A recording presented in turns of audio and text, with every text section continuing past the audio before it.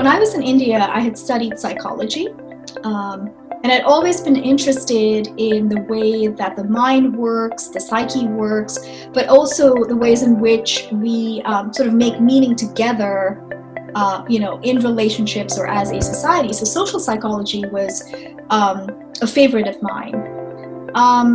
And I was working for a while in the corporate communication department of a company in India when I decided to apply to graduate school in the United States. Naren. Well, folks, hello and welcome to the Naren Agarwal show. Today's episode, we're going to dig deep into communication. We're going to be learning about communication, the art, the science, the style, not from just anybody, but from an expert. I have with me on board today, Dr. Mridula Mascarenhas. She is an assistant professor of communication, ethics, and rhetoric at Cal State University, Monterey Bay. She got a Ph.D. from the University of Wisconsin-Milwaukee in rhetorical studies. And here's what's really cool. Her areas of scholarship and teaching are in public discourse and argumentation, with a focus on deliberative and dialogue framework of communication. So it's very interesting to talk to her right now because we live in a world, I feel, where there is so much public debate and rhetoric going on, and it's going to be really cool to learn about communication from her. Having said that, welcoming Dr. Mridula on board. Dr. Mridula, how are you doing? I'm doing well. Thank you for having me, Naren. It's really nice. Thanks for joining us all the way from California. You're welcome. You're very welcome. I hope the weather's good there, and as it always stays in California. It is. We've been having nice sunny days. Typically in June, we get a lot of fog. It's known as the June gloom here in Monterey Bay. But we've been blessed recently with some really nice, warm, sunny weather. So I'm definitely happy. That's awesome. Well, I'm super excited about today's conversation with you because I am somebody who really strives to be a better communicator, and it's a subject that I love to learn about. My first question to you would be, what is communication according to you? What is communication? So that's a really fundamental question, and I'm glad that you're willing to start there because I think we all have a sense for what communication is, and that's because we do it every day, several times a day. But I think because of that, we tend to have a lot of misunderstandings about what communication is. It seems easy enough, and yet we know that it's pretty difficult because we often get ourselves into situations where we feel like we haven't communicated well or we haven't been understood well. And so I think the best metaphor for communication that I've come across, or the best definition, I should say, is that communication is the co-creation of meaning. It's simple, but there's a lot of complexity that's embedded in that definition as well, right? Because our traditional idea of communication is I think of something to say, I find the words to say it, I speak out those words, somebody else receives those words, and then they unpack those words and try to extract whatever meaning I put in there. And that's what we call the linear model of communication, right? That somebody encodes, somebody that we call the sender, encodes meaning into a message, and then it's received at the other end, and the receiver decodes the message and takes away the meaning from that. But that kind of linear model is vulnerable to certain kinds of deficits. And one of them being, if something goes wrong in the communication, then the finger pointing starts, right? So the person who received the message might be upset and angry and blame the person who sent the message. And their assertion might be that the sender didn't choose the right words. On the other hand, the sender gets equally defensive and equally upset and says to the receiver, I did a fine job. It was you who didn't understand my message in the way that I intended for it. Or, you chose to read it at an inopportune moment. And that kind of finger pointing and blame game can go on endlessly. And I think we've all experienced that, and we've experienced the exhaustion that comes with that. On the other hand, if we radically shift the way that we think about communication and understand it instead as a joint creation of meaning with all parties who are involved. Typically, we think of one sender and one receiver, and let's take that simple situation. But instead of thinking of it as a linear transfer of meaning, I often ask my students to imagine a scenario in which you're building a pot out of clay on a potter's wheel. And I think anyone that has done that for real knows how difficult it is, right? How fragile the clay is on a potter's wheel. And sometimes even the slightest bit of pressure on the clay can collapse the entire thing, and then you have to start over. So it's a very difficult process when one person's doing it. But now imagine you have another pair of hands on that same lump of clay on the potter's wheel, right? That is what communication is. Both parties are trying to build something in the moment, and there is a lot that can go wrong. But if you think of that kind of metaphor for communication, it helps you understand that the success of that communication event is dependent on how responsive both people are to one another, right? And how well they share a vision for what they want that pot to look like. Because if I don't discuss that with you, then I'm thinking maybe of a long pot, a long and narrow pot, and you might be thinking of something that's short and stout. And then we have these very different visions, and we've both got our hands on the clay, and we're doing our own thing, and it's going to be, a mess. And so in order for that creation, whatever it is, to turn out successfully, there's got to be a lot of moment-to-moment adjustment. And what emerges is not something that necessarily can be predicted, because it really grows out of the movements that I make, the way that you respond, the way that I respond to the movements that you make. And I think what this metaphor really drives home is that the responsibility for the end product is jointly held by both of us, right? It's not that I failed at something or you failed at something, but communication is ultimately responsive to both our efforts. And so that shift in paradigm in terms of how we think about communication can help us become better communicators. Wow, I honestly think that's one of the best metaphors I've ever heard for communication. The clay and the potter's wheel is such an image, and I think that what you spoke about, like creating a vision together and creating a pot together in that moment, that's beautiful. Thank you so much, Dr. Mridula. Moving on to the next question, talking about communication as a co-creation, would you say, is it more of a science or is it more of an art? All right. That's a really great question, too. And with the metaphor that I just presented, it might seem like it's an art, right, to build a beautiful pot. So I would say communication has elements of, or rather, you might use a scientific lens to understand communication. And there are certain aspects about communication that are amenable to scientific inquiry, I guess. For the most part, one would say it's an art because it's so dependent on contextual factors. But I want to take it in a different direction and say the way that I see communication is not even so much an art or a science, but really a question of practice.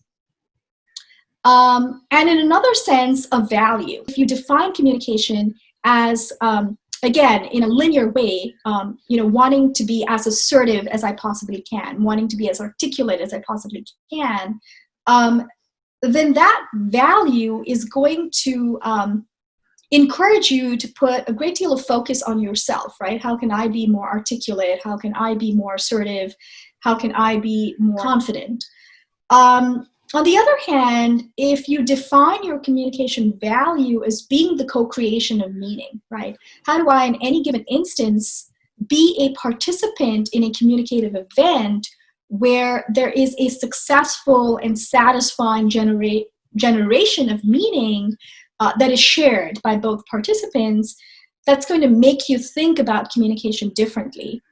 But ultimately, the reason why I call communication a practice as opposed to a science or an art is because it's one of those things that really benefits from doing more often. So the more you do something, and the more you try certain communication habits, the stronger those habits become. And it's the cultivation of those habits that ultimately makes you a more successful communicator, in my opinion. Wow. So it's almost like going to the gym, and it's sort of a muscle building exercise. Yeah, that's a great metaphor too. Yeah. What inspired you, motivated you to study communication and get into the academia part of it? Mm-hmm. So that was a little bit of an accident and maybe a little bit of unwitting purpose. So when I was in India, I had studied psychology, and I'd always been interested in the way that the mind works, the psyche works, but also the ways in which we sort of make meaning together, in relationships or as a society. So social psychology was a favorite of mine. And I was working for a while in the corporate communication department of a company in India when I decided to apply to graduate school in the United States. And at the time, I had the choice of pursuing a degree in psychology. But at the same time, I think I also was pretty clear that I probably wouldn't practice as a therapist. And given that I was working in the corporate communication department, I think I decided to just go out on a limb and apply to communication programs in the United States. And so my initial focus was organizational communication, because that was the closest link between what I was doing at work and what I thought I could study.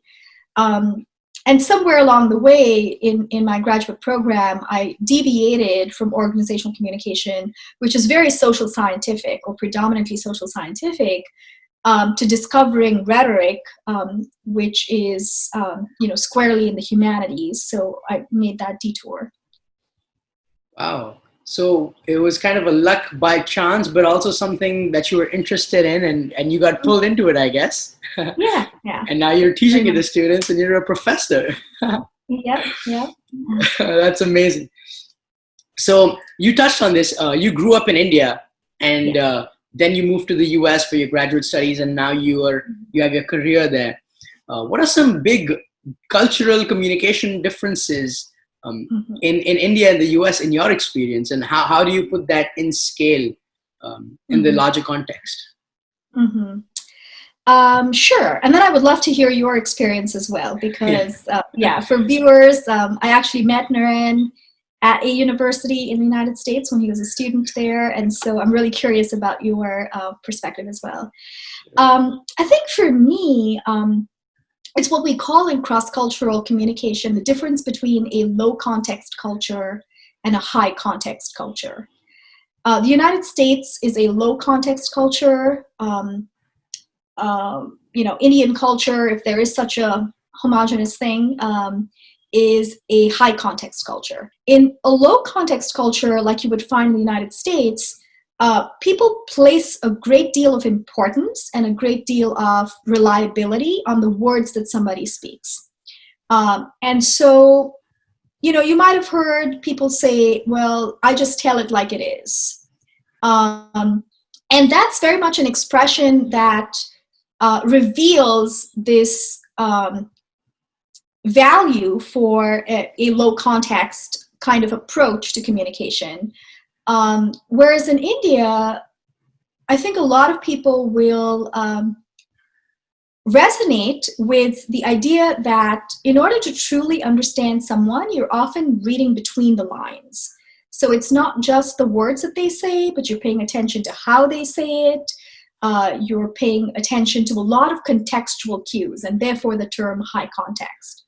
To give you a simple example, It's how one says no in the two cultures. In the United States, if somebody doesn't want to do something or doesn't feel inclined to do something, they're very comfortable saying a direct no. And they trust that you don't see that as impolite, that you respect their autonomy to decide whether they want to do something or not do something.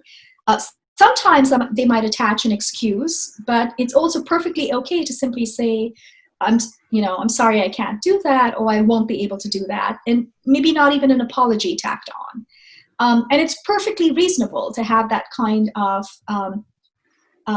denial or that kind of rejection, whatever the context is.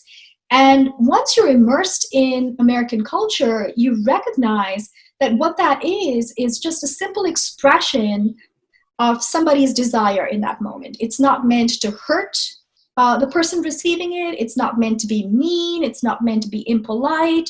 It's a simple, transparent assertion of what somebody is feeling in that moment. And so you just take that word no, you take it for what it is, and you don't read too much into it. Whereas you and I both know that saying no in Indian culture is very hard. And very often we don't do it directly.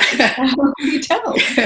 In fact, there's research that shows, around the time that call centers were very popular, so American companies were sending work overseas to Indian call centers, some of the companies ran into problems because the call center employees were not comfortable saying no to customers, or they used the typical Indian ways of saying no, which can be very indirect, right? And the American customers weren't necessarily reading into that. And so in India, the reason why we say we're a high context culture is because in order to truly understand, let's say you make a request to somebody and they're not really enthusiastic about doing whatever it is you ask them to do, they might say yes, but it's important to watch how they say yes. And if you detect the slightest bit of hesitation, or you watch their body language and you notice that it's not enthusiastic, what you would do as somebody schooled in Indian culture is you would automatically retract your request. You would say, no, it's okay. It seems like you're busy. Maybe we can do this another time. And that's an incredible degree of attunement to another person's body language, to contextual cues. So, both cultures, both ways of speaking have their own values. In a low context culture, you have the comfort and the ease of transparency. So you don't have to wonder what is going on in someone's mind. But in a high context culture, the positive value is that you end up saving face, right? So saving face is a very important consideration in high context cultures. And so you don't necessarily want to make the other person feel bad. And therefore, you're willing to do the extra work to pay attention to the way that person's communicating. So it's actually a gift that you give the other person by being so finely tuned to their body language. But it took me a while to get used to a more low context way of speaking. Yeah. Wow! What about you? Wow! I can totally relate to all the things that you're saying in many ways. The low context being in the US, where everything's so direct and transparent, and the high context in India. I always found when I came to the US, especially in the beginning, that people were too sensitive to words, and I felt like people weren't judging somebody by their intentions of what they were saying, but judging too much by the words. So an example would be like in India, it's completely fine for my neighbors to just tell me, hey, Naren, yeah, like you've become fat or you put on weight, and the intention is that, hey, I care about you, so I'm telling you so that you can, check after your health. But in the US, it's almost like a cardinal sin to call somebody fat and say somebody put on weight. You can always say if somebody lost weight, you can always say, and it can be a compliment, but you can't do the other thing. You can't do the opposite. That's a great example. Yeah. And I always found it funny, like, even like people who are not related to you can just comment on your weight in India, but in the US, not. And what you said, like, this just totally makes sense. And this example totally fits in. And it helps me process why people are more sensitive to words in the US. But in India, I think people would maybe, in general, go more by the intention of what's being said rather than what has been said. Absolutely. Yeah. Yeah. It's and just one thing I would like to add is I always saw these two, the way I differentiated these two cultures on a gray scale would be like individualistic and collectivist cultures, where India is like more community thinking and US is a little more individualistic. So I think that ties in with the low context, high context positive traits that you said, because in an individualistic culture, transparency is key. Like you want to be transparent and you want to have that freedom to breathe. And saving face is something that would be desirable in a collectivist culture where you're around community. So you want to make sure that, you save your face because you always have the community consideration in mind. Yeah, that's a really great connection. That's absolutely true. Yeah. And related to that, I think there's another communication trait that took me a while to adjust to. And I will say after 18 years in the United States, I don't think I've still mastered. What is it? I'm curious the art of jumping into conversation. So turn-taking behaviors are very different in India and in the United States. And I think it follows from what you're saying about collectivistic and individualistic cultures, because another manifestation of the collectivism in India is that conversation tends to be collaborative. And interestingly, this difference also maps on to what researchers have identified as masculine and feminine styles of communication.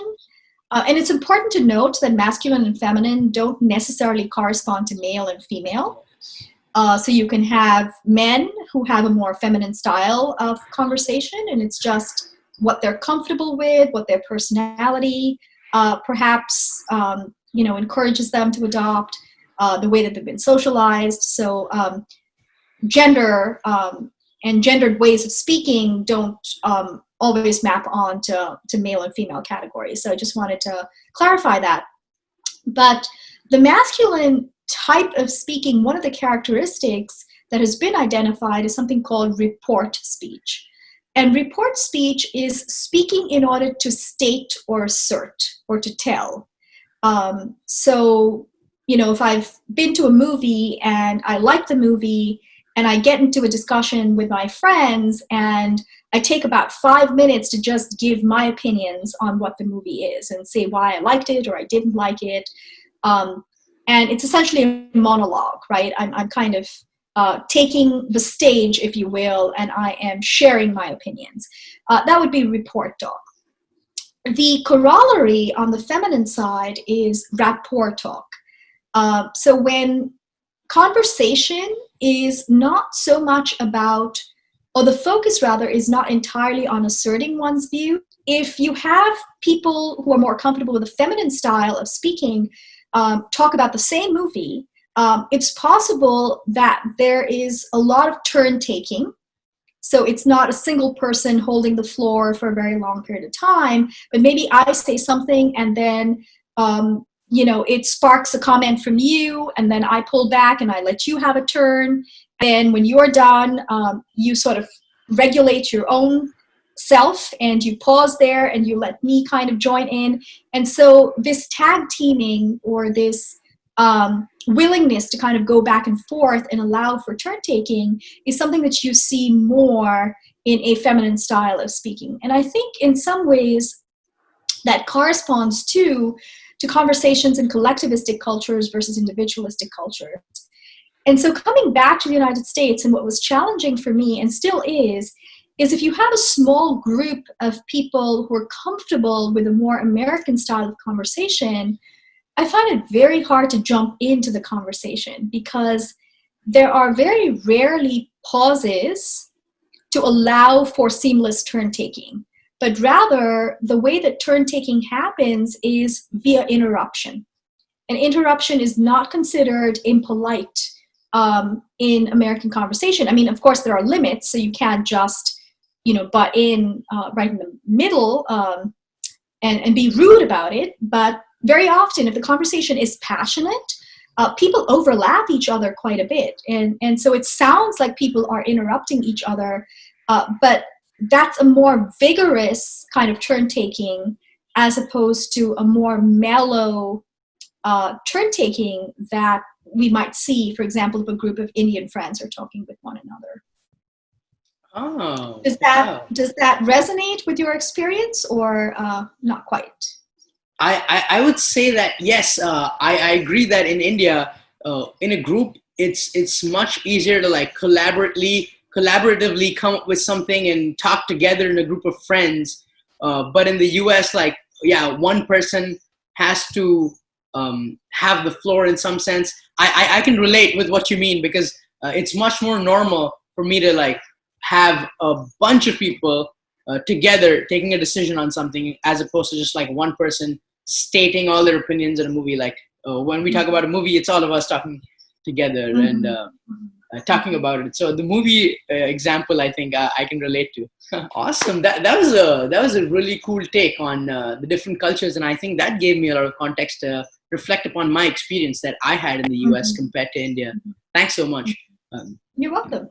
I will move on to ask you, what's the biggest challenge we face in communication? What do you think in today's world? What's the biggest challenge we face? Well, I guess I'll speak primarily from an American context, but I think this applies in India as well in the current moment, and that is polarization. So when it comes to public and social issues that all of us have a stake in, we are at the moment, for a variety of different reasons, really paralyzed by our inability to build bridges and our desire to really kind of make ourselves understood and put our stakes in the ground without necessarily having figured out how to make that a more collaborative process. Wow. I would agree with you so much, because I feel like in the modern world, if you don't have an opinion about something, you're stupid. That's how you're perceived. But I feel like it's okay to not have an opinion about something if you don't know enough. But it's just not possible to say that out loud, because then you're stupid and people judge you for not having an opinion. You need to have an opinion about what kind of mango you like. You need to have an opinion about how you like your steak. You need to have an opinion about how you would like your mushrooms, deep fried, shallow fried, everything. And if you don't know the kind of steak you like, you're stupid, because you don't have an opinion about the kind of steak you like.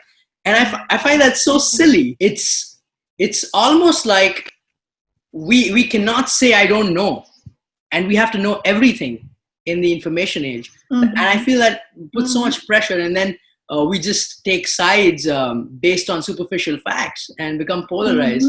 I mean, I feel very strongly about this, and like how it's okay to not have an opinion, I feel, about everything. Would you agree? Do you think that's escalated in your experience, since you're older than me, that now people like want you to have an opinion about everything, or was it the same when you were younger? I think you said something very important that explains why the polarization seems more acute right now. And that is, we are now a socially networked population, but we also have access to the internet. And because we have access to so much information, I think we put that pressure on ourselves and others. So the notion of expertise has really broken down. In the past, pre-internet days, which I do remember, it was okay to not know about certain things. And you knew that if you wanted to understand something, you probably had to listen to an expert on it, right? And so this would be a person who had devoted their time to understanding whether it was a certain type of cooking or a certain type of economic policy, whatever that was. But these days, I don't necessarily have to wait to listen to a sage on the stage, as you will, or if you will, rather, but I can just Google it, and so in some ways we put that pressure on ourselves. It's like there's no reason to be uninformed right now, because if I wanted to, I just needed to enter some search words and inform myself. But I think what the internet has done to us is that it has cultivated an inclination for breadth, and what that cheats us of is the ability to go deep into anything. I certainly feel that it as an impediment, in fact.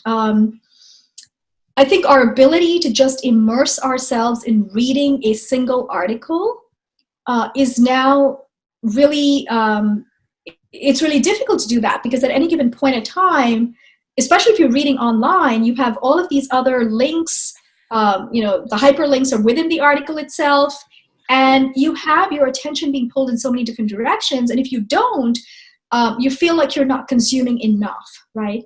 But I think that word enough is something that we really need to wrestle with and ask ourselves, is enough breadth or is enough depth? And of course, the answer is somewhere in between. We have the capacity to absorb a variety of different pieces of information or domains of information, and it's great to have that and to avail of that. But at the end of the day, if dipping our fingers in several different pies means we're never really consuming any one of them substantively, then I think it's important to pull back a bit and to go deeper.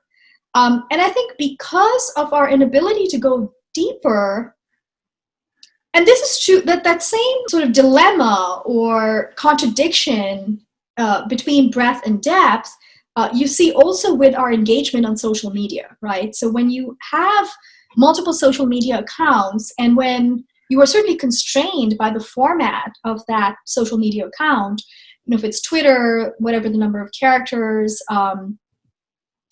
which is more than they used to be, of course, but still, there's a limit to how much somebody will consume on a social media platform, and so that in turn constrains you in terms of how deep you are able to go, right?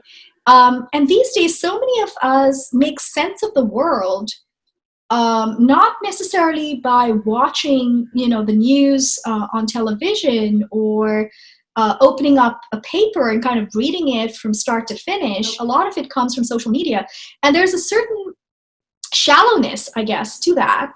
But at the same time, we have grown a culture that requires us to take really strong stances on things. And so you've got people making very strong and powerful assertions, but there isn't always the depth available right then and there to support that. And as a result, I think as a populace or as participants in the public sphere, what we see is this very messy juxtaposition of opinions, and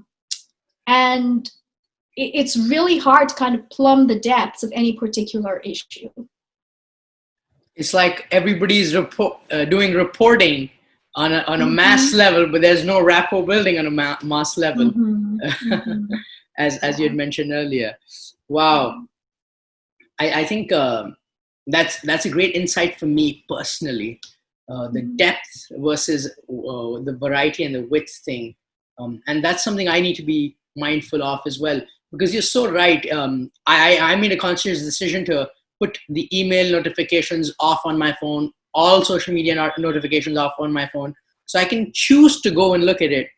Otherwise, it's impossible to do even a daily task. Far away is reading a whole article by yourself without being bombarded by some other notification here or there. So it's just so relatable for me, and I'm sure for everybody else who's listening. Thanks for such amazing insights. So the next question I have for you is, what do you think about political correctness? Political correctness is a big topic right now, that, you got to be really watchful of what you say, etc. And there's debates on both sides. Some people say, yes, you must be politically correct. But other people say that, in some way it restricts you from expressing yourself and you can't be honest and say things as it is. What's your take on this whole debate? And what do you think about political correctness? Why is this topic? Before I get into it, I wanted to ask, is it something that comes up a lot in discussions in India as well? It is starting to. But it comes up a lot in the US for sure. But in India, it's starting to come up. Okay.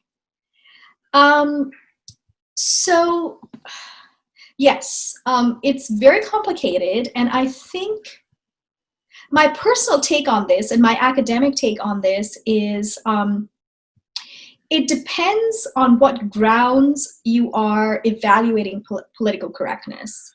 I'm currently in the process of writing a paper on a different sort of framework to address campus free speech debates. So a lot of these debates and controversies around political correctness occur on college campuses, as you might recall from your time as well. And so college campuses are sort of these laboratories for understanding the limits of speech, the impacts of speech, and how do we address these troubles when they do crop up. And the reason why I said that it matters what grounds you are anchoring the debate in is because you can go the legislative route, right, and cite the First Amendment. And that automatically gives you a certain vantage point from which to look at the controversy. And it's a pretty broad and sweeping vantage point. And under First Amendment law, a lot of language would be permissible because there are certain restricted categories of speech.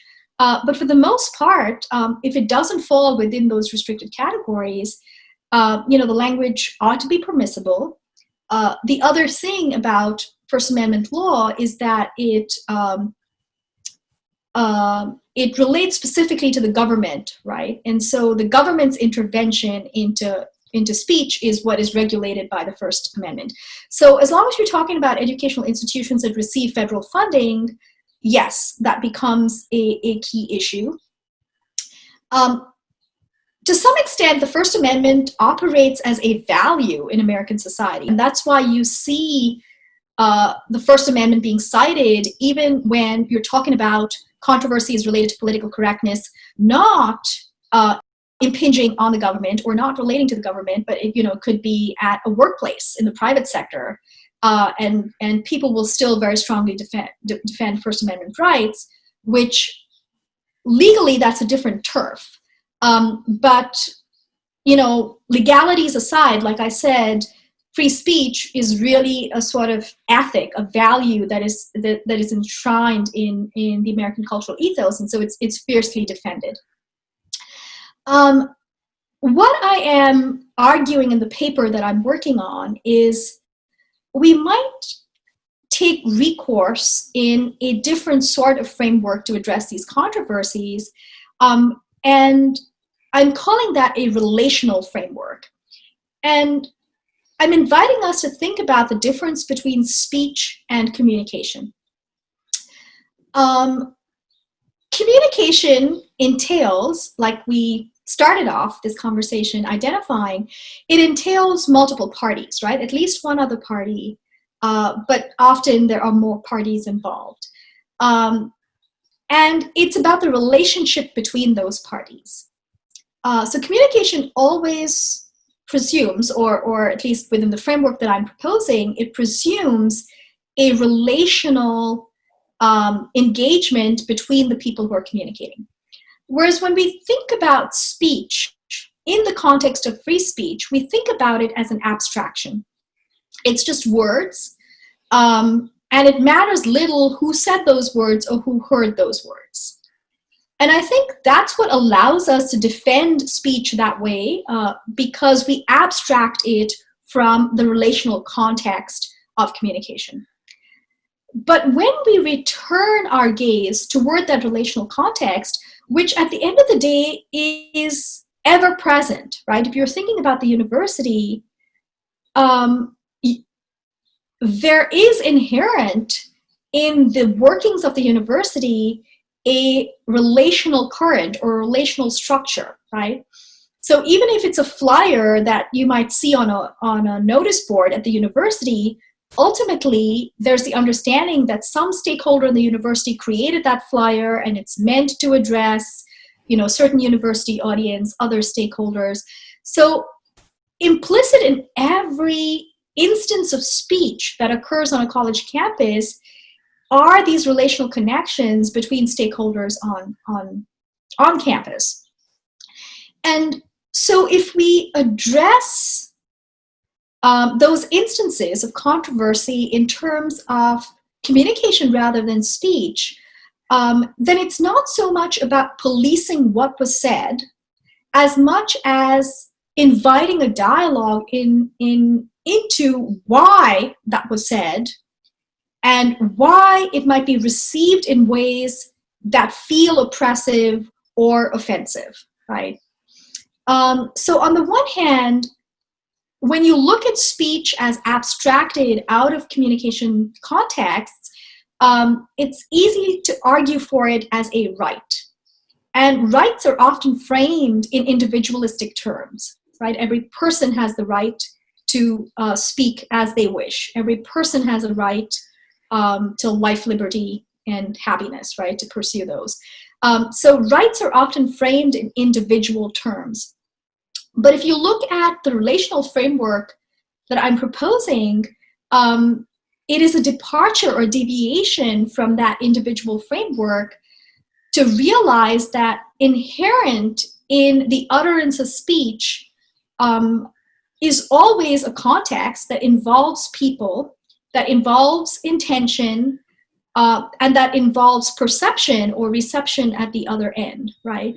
And so even if harm was not intended by a certain utterance, it is possible that that utterance can create the feeling of harm in somebody else. Now, when you take a dialogic approach to understanding these things, it is different than a punitive approach, right? So it's not about punishing the person who said something that might have been offensive, and an opportunity for those who might have been offended by those words to explain themselves. And of course, this is something that would be offered as an invitation, right? So it's a voluntary participation in a process that allows you to understand the speech in the context of relationship and in the context or in a communicative context. But this is something that needs to be cultivated as a culture in institutions, such that when such incidents occur, there is an ethos already in place, and perhaps there is a structure and there's process already in place to cultivate this type of conversation, to allow this type of conversation to happen, which gives us a better understanding into the impact of words, right? So I think the words political correctness have really become trigger words, hot button words, because they are viewed in terms of infringing on people's rights, right? And it's what you would call in ethics the defense of speech, or the defense of the First Amendment, is rooted in a support for negative freedom. And negative freedom is defined as freedom from restraint or freedom from constraint. So essentially, when we say we don't want to fetter people's speech, we don't want to constrain them, that's a valuable thing, and I think we need to uphold that, and we need to honor that, because for those who are staunch defenders of free speech, the idea is it's really hard to police what is right and wrong, because things shift, and what might be considered okay today, or what might be considered wrong today, could be problematic down the line. So in other words, it's really hard to set hard and fast rules for what language is okay and not okay. And I know that we've tried to do that, and of course there are certain really strong and valid arguments about certain words, right? And why certain words no longer should be part of common cultural context or be used commonly. But again, to appreciate that, to appreciate why those words have been outlawed in a sense culturally, is to understand the relational context of those words, is to understand the history behind those words. And I think for somebody who does grasp that, that invites a sort of personal reflection into what my words might do, or what meanings my words carry. Whereas when we restrict ourselves to simply a sort of rights perspective, then it's about, not wanting my own freedoms to be curtailed without necessarily thinking about the responsibility that I have in terms of what my speech might create, or the impacts that my speech might have. Oh yeah, I definitely think it's such a tough balance, because freedom of speech can only go so far. You cannot go around threatening people and saying, I'm going to kill you, because that's freedom of speech, but that goes a little too far. And at the same time, it can, political correctness can sometimes be so restrictive. And honestly, I don't know the answer to that. It's a fine balance. And I think that's a solid framework that you're working on. It's almost like setting a organizational framework to help rapport building and rapport speaking in for groups, and it seems so valuable. I'm looking forward to reading the paper once it's out, if I can get my hands onto it. Sure. I'd be happy to send it across. Thank you, Professor. Dr. Mridula, why do we have the need to not offend others in general? And what's taking offense? And that's also another big topic. I don't want to offend you, and then we say something. So what is this? How do we understand this? I think it comes back to what we said about communication being relational. And in our hearts, we understand that, because we are social animals. It's very hard for us to live in isolation. And for most of us, we know that to thrive, we need to engage with other people. And so I think that ability to empathize is built into us. There's a biological imperative for that as well. And because we have the capacity to empathize, I think accordingly, we have the capacity to know what it's like to be offended. Because every single one of us, I think, has had the experience of feeling offended by somebody else, whatever the context. And likewise, I think we can understand or anticipate or imagine what that might be like for another person.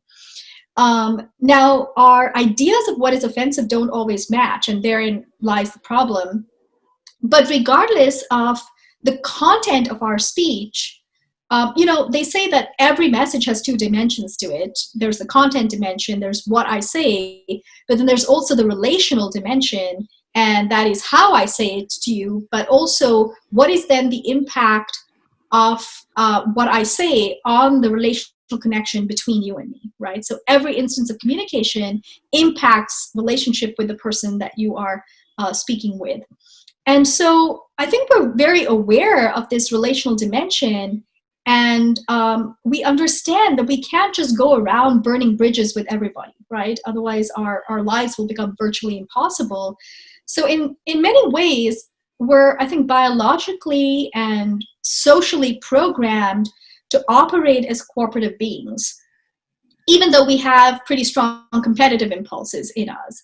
So it's always this toggling or oscillation between, asserting oneself and being a collaborative member of society, right? And so these are two different impulses, and sometimes they fight with each other. But I think that's the stuff of being human. It's this exciting journey of figuring out who I am and fully asserting myself, and growing into my autonomy, while at the same time learning how to be a team player, if you will, and learning how to work with others, and to respect their autonomy, right? And I think we innately have a sense that that's important to our survival, and so that's why we get embroiled in these discussions about why something's offensive or should it matter.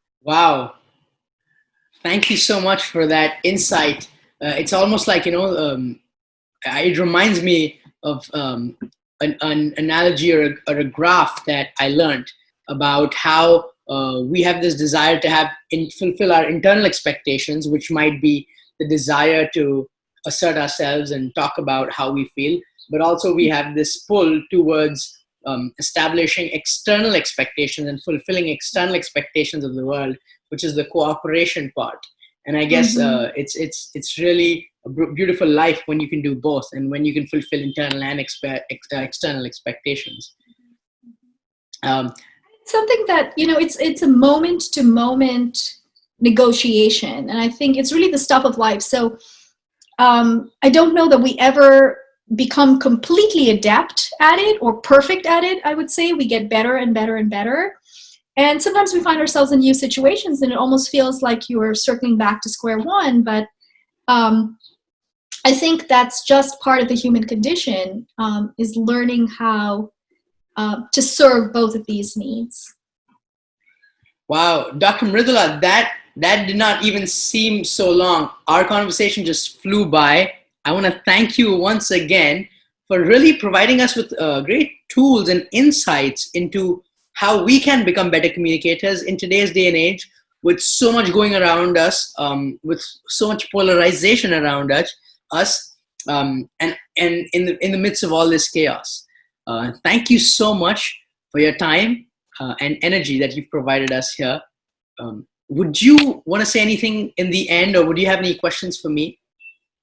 I just want to say it was really great to have this conversation with you, and I want to thank you for giving me the opportunity. It's always wonderful to be able to connect with a former student, and I always love the opportunity to discuss communication. So I'm very grateful that you have these questions, because they also make me reflect and refine my own thinking about it. So I appreciate this opportunity. Thank you very much. I'll have many more, and maybe we have to invite you back to the show sometime in the future when I get another set of questions ready for you. That sounds great.